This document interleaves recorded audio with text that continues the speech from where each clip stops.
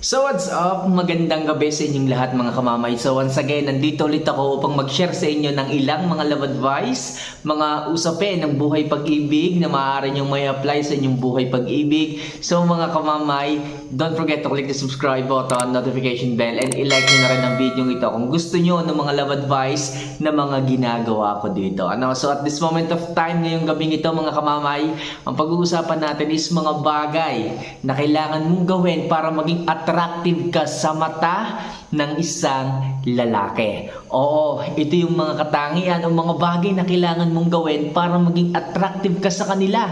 Yes mga kamamay, talagang hahanapin ka, talagang lilingunin ka, at talagang papangarapin ka ng isang lalaki kapag ka nakuha mo yung mga bagay na sasabihin ko sa videong ito. So mga kamamay, ano pang hinihintay natin? Huwag natin masyadong patagalin pa para po inyong malaman na tapusin nyo yung video ito, simulan na natin. So ano nga ba yung mga bagay na kailangan meron ka para maging attractive ka pagdating sa isang lalaki? So number 1, alindog o yung tinatawag na karisma. Oo mga kamamay, real talk lang yan talaga yung number 1 na talaga nakaka-attract ng isang lalaki. Lalaki kami. Yan yung nature ng isang lalaki. Kapag ka nakakita siya ng isang babaeng sexy, malakas ang dating kahit hindi kagandahan, sigurado ako, maa-attract ang sino mang kalalakihan. Yun bang mga babaeng nabiyayaan ng ganda ng katawan?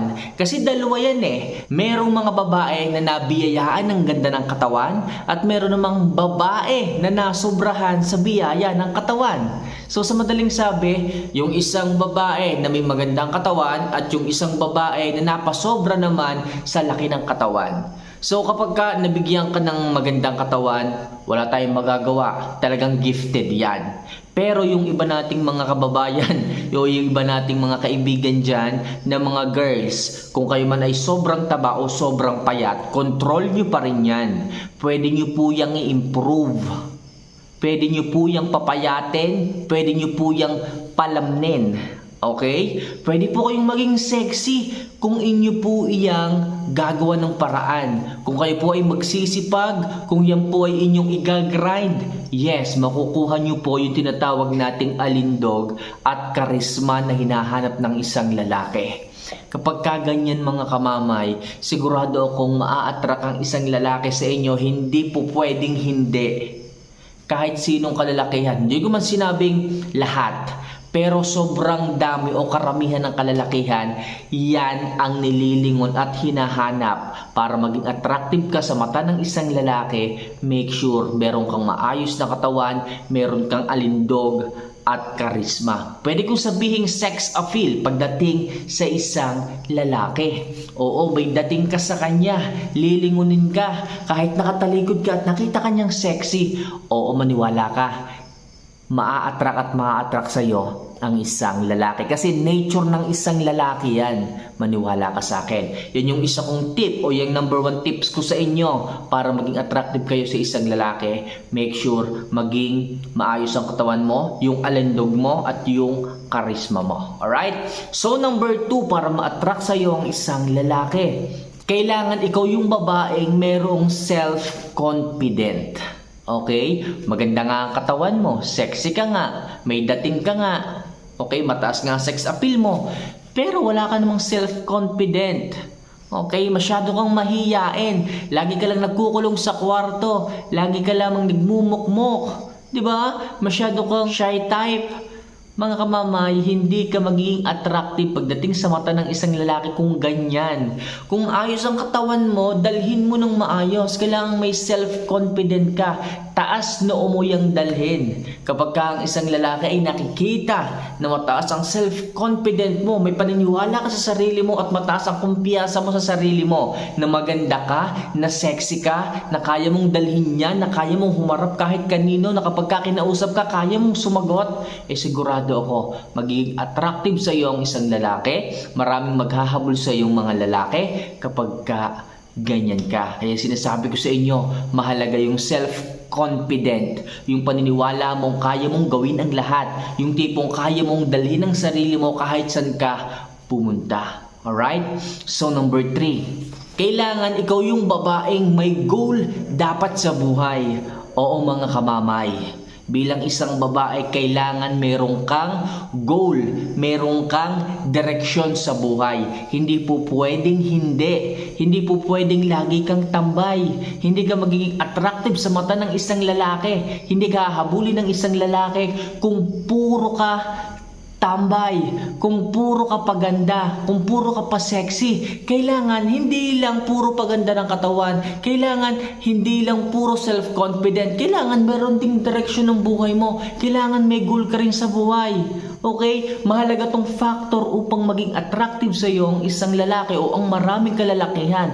Kailangan ipakita mo na meron kang karir, meron kang trabaho, nagsisikap ka sa buhay, na may sarili kang pinagkakakitaan. Okay, sa madaling sabi, hindi ka umaasa sa kung kanino para ikaw ay kumain, para ikaw ay mabuhay. Kailangan meron kang pangarap, meron kang goal, nag-aaral ka, sinisimulan mo kung paano makakamit ang pangarap mo sa buhay. Kapag kaganyan, ang nakita ng isang lalaki, complete package ka sa kanya. Complete package ka na tipong ikaw ang hinahanap ng lahat ng kalalakihan. Kailangan babaeng meron kang goal sa buhay. So next, ikaw din dapat yung babaeng hindi palaasa.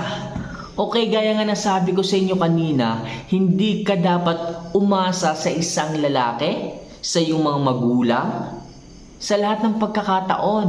Kung malaki ka na, 18 ka na, 19, 20, 30 ka na, baka mamaya palamunin ka pa sa bahay.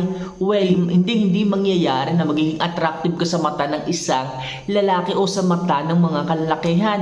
Make sure hindi ka umaasa. Kailangan kaya mo na ang sarili mo niyan. Masyado ka nang matanda, hindi ka na baby. Okay, wag mong hayaan na palagi ka nalang tambay. Wag mong hayaan na palagi ka nalang naghihintay sa abot o kung mayroon mong mag-aabot sa iyo. Make sure hindi ka umaasa, especially sa isang lalaki. Ipakita mo na kaya mo rin kumita ng pera sa sarili mong kakayahan, sa sarili mong skills. Diba? Sa mundong ito, hindi kailangan na puro ganda ka lang. Hindi kailangan na puro sexy ka lang. Kailangan marunong kang kumayod, marunong kang dumiskarte at maging wise ka sa buhay. Kapag kaganyan mga kamamay, sigurado ako, maraming mga kalalakihan ang papangarapin ka. Kasi, syempre, hindi ka umaasa eh. Mataas ang self-confident mo, nakakayanin mo ang lahat na yung mga trabaho ng mga kalalakihan, ginagawa mo na rin. Easy na sa iyo ang lahat kapag kaganyan. Kaya mga kamamay, sinasabi ko sa inyo, kailangan hindi ka marunong umasa, kailangan umasa ka sa sarili mo.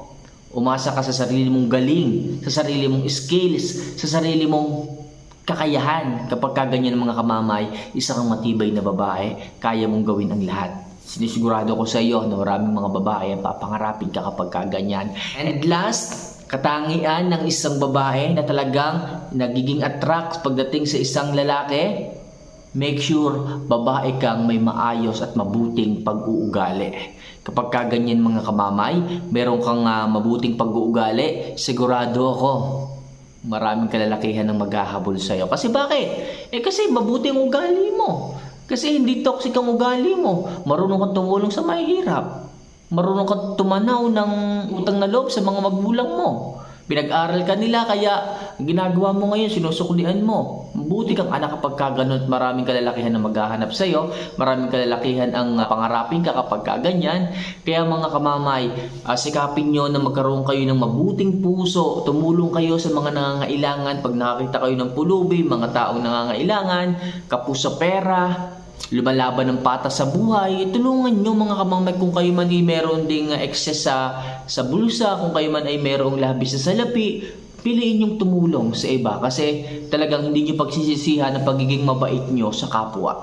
Okay? So mga kamamay, ilan lang yan sa mga bagay na kailangan mong taglayin upang maging attractive ka sa mata at sa puso ng isang lalaki. So sana kahit paano, kahit ilan lang dyan sa aking mga tips na yan is meron ka para sa ganon, okay, pangarapin ka ng isang lalaki. So for more video and love advice, don't forget to click the subscribe button, notification bell, and syempre i-like mo na rin ang video ito for more love advice pa na maaari kong i-share sa inyo. So once again, see you for our next vlog mga kamamay. Paalam po.